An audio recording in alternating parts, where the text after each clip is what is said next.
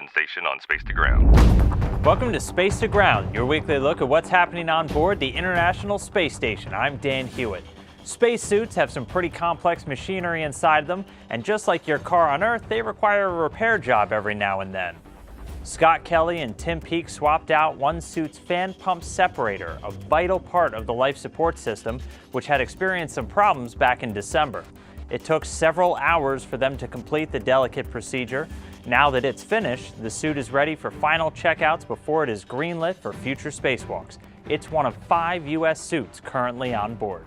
For most of us, the sun going down means it's almost time to sleep. But what if the sun sets 16 times a day? The circadian rhythm study is looking at changes to astronauts' biological clocks as a result of being in space. It uses a small device to measure changes in a crew member's core temperature to give researchers insight into their sleep patterns. Getting enough quality sleep is important for any job, but for astronauts, it's vital to keep them efficient and safe while they operate in some of the harshest environments humankind has ever traveled.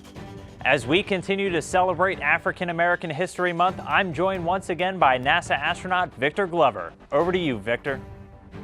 Thanks, Dan. Every mission gets a lot of help from the teams on the ground, and there have been a select few people in NASA's history who were chosen to lead those teams. Kwasi Ali-Baruho became one of those leaders when he was chosen as a NASA flight director. He came to NASA as a student employee in 1993 while finishing up his degree at MIT. Then, in 2005, he was selected for NASA's newest class of flight directors, becoming the first African American to lead the teams in mission control. And Kwasi was front and center as the lead shuttle flight director during NASA's final space shuttle mission in 2011, one of the biggest moments in the agency's history. Thanks, Victor. Keep sending us your questions using the hashtag #SpaceToGround. We'll see you next week.